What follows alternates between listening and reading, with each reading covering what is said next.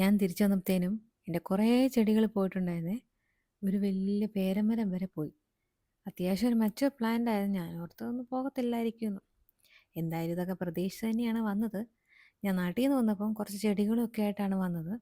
നമ്മൾ വെക്കുന്ന എല്ലാ ചെടിയും, നാട്ടിൽ നിന്ന് കൊണ്ടുവന്ന എല്ലാ ചെടിയും കിളുക്കണമെന്ന് നമുക്ക് ഉറപ്പ് പറയാൻ പറ്റുകയില്ല. ചിലത് കിളുക്കും, ചിലത് പോവും. കാരണം ഇത് എൻ്റയർലി ഡിഫറെൻറ്റ് അറ്റ്മോസ്ഫിയറാണ്. പിന്നെ നമ്മുടെ ഇവിടെ അവിടുത്തെ പോലെ മണ്ണല്ല, ഇവിടെ വേറെയാണ്, കൊക്കോപീറ്റാണ്.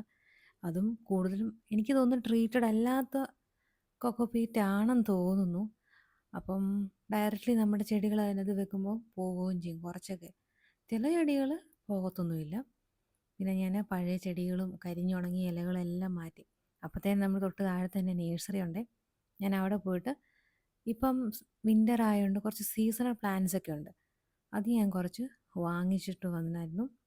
പിന്നെ പെറ്റൂണിയൊക്കെ 1 ദിറംസ് ആണ്. അതൊക്കെ ആകുമ്പം ജസ്റ്റ് ഒരു സമ്മർ ആവുന്നതിന് തൊട്ട് മുമ്പ് വരെ അതെല്ലാം കാണും. നമ്മളത് എങ്ങനെ നോക്കുന്ന അനുസരിച്ചിരിക്കും. ഒരു 3-4 മാസം കുഴപ്പമില്ലാതെ പോകും. എന്നും ഫ്ലവറും കാണും. എനിക്കാണെങ്കിൽ ഈ ഫേൺ വെറൈറ്റീസ് ഒക്കെ ഒത്തിരി ഇഷ്ടമാണ്. നല്ല ഗ്രീനും ആയിരിക്കും. അപ്പോൾ ഞാൻ നഴ്സറി പോയപ്പോൾ കണ്ട കേട്ടോ, ബേർണസ് ഫേൺ. അത് വലിയ പ്ലാന്റ് ആവുന്നതാണ്. ഇതാണെങ്കിൽ ജസ്റ്റ് വാട്ടറിൽ ആണ് അതിൻ്റെ. അതൊരു പ്രത്യേക ഒരു പോട്ടാണ്. അടിയിൽ വെള്ളവും പിന്നെ സ്പാഗ്നമോസിലാണ് അത് വളരുന്നത്. നല്ലൊരു ഹെൽത്തി പ്ലാന്റ് ആണ്. ഞാനത് കണ്ടപ്പോഴേ മേടിച്ചു. പിന്നെ ഇത് ഞാൻ നാട്ടിൽ നിന്ന് കൊണ്ടുവന്ന ബോസ്റ്റൺ ഫേണാണ്. എനിക്ക് ഫേൺ വെറൈറ്റീസ് എന്താണെന്ന് അറിയത്തില്ല, ഭയങ്കര ഇഷ്ടമാണ്. പിന്നെ ഇതാകുമ്പോൾ ഭയങ്കര ഫാസ്റ്റ് ഗ്രോയിങ് ആണ്. പിന്നെ നമ്മളിങ്ങനെ ഇടയ്ക്കിടയ്ക്ക് ഇങ്ങനെ പ്രൊപ്പഗേറ്റ് ചെയ്തുകൊണ്ടിരുന്നാൽ മതി. അപ്പോൾ ഇഷ്ടം പോലെ ആവും. പിന്നെ നമുക്കൊരു നാടൊക്കെ മിസ് ചെയ്യുന്നവർക്കൊക്കെ എന്താ പറയുക, ഒരു ഗ്രീന് കാണുമ്പോൾ കുറച്ചൊരു ആശ്വാസമല്ലേ. അപ്പോൾ ഈ ഫേണൊക്കെ വെക്കുമ്പോൾ അത് ഒരു കുറച്ച് ആശ്വാസം എനിക്ക് കിട്ടാറുണ്ട്. നമ്മുടെ നാട്ടിലാണെങ്കിൽ നമുക്ക് പലവിധ സാധനങ്ങൾ കൊണ്ട് പോട്ട് നിറയ്ക്കാം. ഇവിടെയാണെങ്കിൽ നമുക്ക് പൈസ കൊടുത്ത് മേടിക്കുന്ന സാധനം കൊണ്ടേ പോട്ട് നിറയ്ക്കാനും പറ്റുള്ളൂ. ഫുള്ളി ഈ ഒരു പൊട്ടി മിക്സ് കൂടുതലും കൊക്കോപ്പീറ്റ് മാത്രമാണ്. പിന്നെ നമുക്ക് അല്ലാതെയും പൊട്ടി മിക്സ് മേടിക്കാൻ കിട്ടും. പിന്നെ എനിക്കിപ്പോൾ കിട്ടിയത് ഇത് മാത്രമാണ്.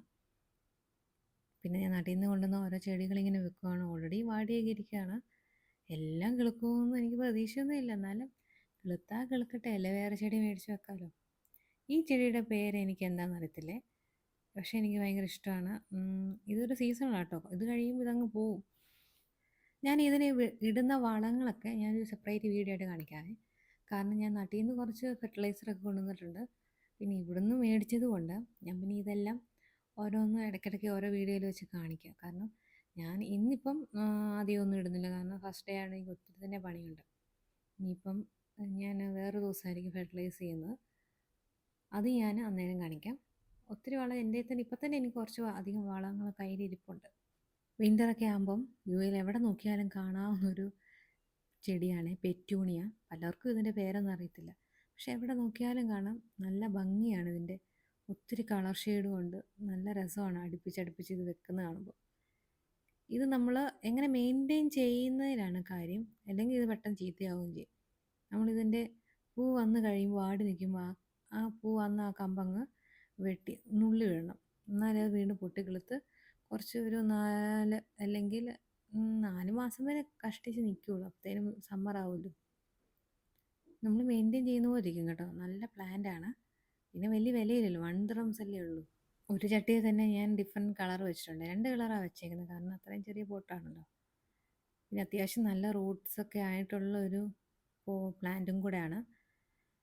ഞാൻ പറഞ്ഞില്ലേ, വെള്ളം ഒഴിക്കുമ്പോൾ ഇതുപോലെ വെള്ളം ഒഴിക്കരുത്. ഞാൻ ഇത് ആദ്യമായിട്ടാണ്, കാരണം അത് മുഴുവൻ മണ്ണ് പിടിച്ചിരിക്കുന്നുണ്ട്. ജസ്റ്റ് ഒന്ന് ആദ്യം ഒന്ന് വെള്ളം ഒഴിച്ചെന്നേ ഉള്ളൂ. നമ്മൾ ഫ്ലവറിന് ഡയറക്റ്റ് വെള്ളം ഒഴിച്ച് കഴിഞ്ഞാൽ അതിൻ്റെ ലൈഫ് കുറയും. ഇതെല്ലാം കഴിഞ്ഞിട്ട് ഈ ബാൽക്കണിയിൽ നിന്ന് വൃത്തിയാക്കാനാണ് ഏറ്റവും പാട്. ഒന്നാമത്തെ കാര്യം, ഇവിടെ പൈപ്പില്ല. എവിടെ എനിക്ക് തോന്നുന്നു എങ്ങും പൈപ്പുള്ള ഒരു ബാൽക്കണി ഇല്ലെന്ന് തോന്നുന്നു. പിന്നെ ഇതെല്ലാം കൂടെ നമ്മൾ വെള്ളം എടുത്തിട്ട് വേണം ഇതിങ്ങനെ ക്ലീൻ ചെയ്ത് എടുക്കണം. ഒരാഴ്ചയിൽ ഞാൻ ക്ലീൻ ചെയ്യും. കാരണം പൊടിക്കാറ്റൊക്കെ ഉള്ളപ്പോഴും പിന്നെ ആകെ എപ്പോഴും മണ്ണ്, ഈ ചെടികളൊക്കെ ഉള്ളതുകൊണ്ട് എപ്പോഴും മണ്ണായിരിക്കും. ഇത് കഴിഞ്ഞിട്ട് ഞാൻ എല്ലാ ചെടികൾക്കും നീം ഓയിൽ സ്പ്രേ ചെയ്തായിരുന്നേ. അത് ഞാൻ ഇവിടുന്ന് മേടിച്ചുകൊണ്ട് പിന്നെ നാട്ടിൽ നിന്ന് ഞാൻ നീം ഓയിൽ സെപ്പറേറ്റ് കൊണ്ടുവന്നായിരുന്നു.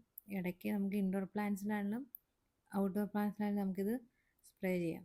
മാധവനാണെങ്കിൽ എങ്ങനെയും അങ്ങോട്ട് ഇറങ്ങണമെന്നുണ്ട്. പിന്നെ ഞാൻ വഴക്ക് പറയുന്നുണ്ട് അവനങ്ങനെ വാതൊക്കെ വന്ന് നോക്കി നിൽക്കുക. നീം ഓയിലൊക്കെ ചെടികൾക്ക് സ്പ്രേ ചെയ്യുന്നത് വളരെ നല്ലതാണ്.